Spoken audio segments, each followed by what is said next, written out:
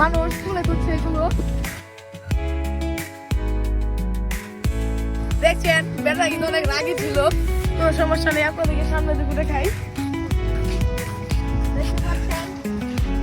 এই ইটের সামনে লেখা ছিল FLB, এটা কোনো রকম বোঝা যায় না কারণ বৃষ্টির কারণে ধুয়ে গেছে। অনেক ইট কিন্তু নষ্ট হয়েছে, দেখতে পাচ্ছেন ওদিকে কত ইট ওগুলো ধুয়ে গেছে। আমরা দেখতে পাচ্ছেন একজন গামছা পরে কাজ করতেছে ওর ওখান থেকে।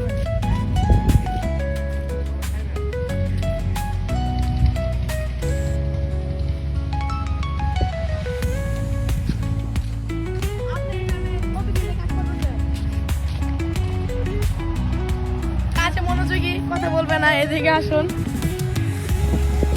এইভাবে ইট তুলতে হয়, আমি বাড়ি দেখেন রাতের করতেছে।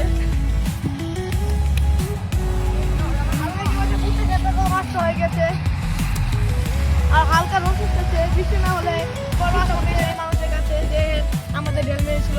আপনি এই কাজকে কত টাকা পয়সা করতে পেরেছেন?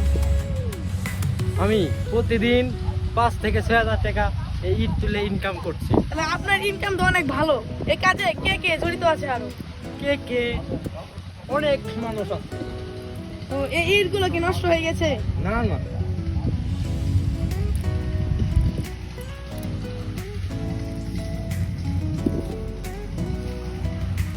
এই ইটগুলোকে কয় নাম্বার ধরা হবে?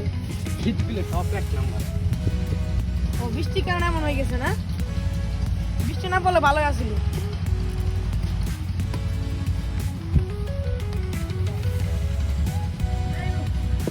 আমরা কিন্তু অনেক কষ্ট করে আপনাদেরকে বিনোদন দিতে চাই, কিন্তু এই ঝড়ে কিন্তু পারি না, তাও আপনাদের জন্য চেষ্টা করবো ইনশাআল্লাহ। আসসালামু আলাইকুম।